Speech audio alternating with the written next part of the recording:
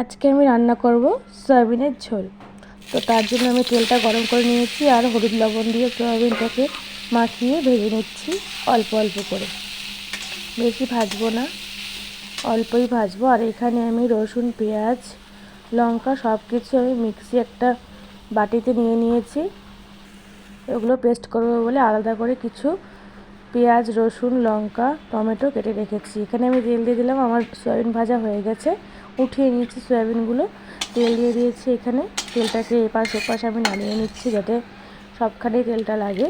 আর এখানে শুকনো লঙ্কা, তেজপাতা, গোটা গরম মশলা মানে দারচিনি, এলাচ এগুলো আমি ফোড়ন দিয়ে দেবো। আর দিয়ে দেবো গোটা জিরা। একটু ভেজে নেব। তারপরে কেটে রাখা টমেটো, পেঁয়াজ, রসুন এগুলো আমি দিয়ে ভেজে নেব।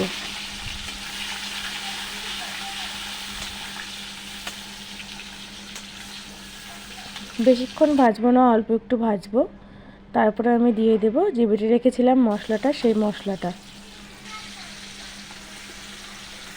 এখানে আছে আদা, পেঁয়াজ, রসুন আর লঙ্কা। এই পেস্টটা দিয়ে আমি ভালো করে কষাবো। তার মধ্যে আমি হলুদ দিয়ে দেব, জিরে গুঁড়ো, লঙ্কা গুঁড়ো, ধনে গুঁড়ো সব কিছু আমি এখানে গুঁড়ো মশলাই ব্যবহার করছি। তো সব কিছু দিয়ে ভালো করে আমি কষিয়ে নেব। এই মশলাটা কিন্তু ততক্ষণ কষাবো যতক্ষণ লাল হয়ে যাচ্ছে, না হলে এই মশলা থেকে কাঁচা কাঁচা একটা গন্ধ করবে। তাই ভালো করে কষাতে হবে।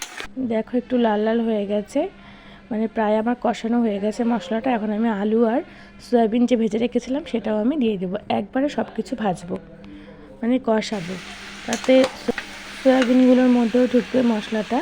তাতে আমি পরিমাণ মতো লবণ দিয়ে দেবো। তারপরে আমি আর একটু কষাবো। তারপর আমি পরিমাণ মতো জল দিয়ে দেবো। জল দিয়ে ঢেকে দেবো। আমার রান্না কমপ্লিট। দেখুন কেমন সর পড়ে গেছে ওপরে। তো বন্ধুরা, আমার ভিডিওটা যদি আপনার ভালো লেগে থাকে তাহলে প্লিজ লাইক, কমেন্ট, শেয়ার এবং সাবস্ক্রাইব করে আমার চ্যানেলের পাশে থাকুন।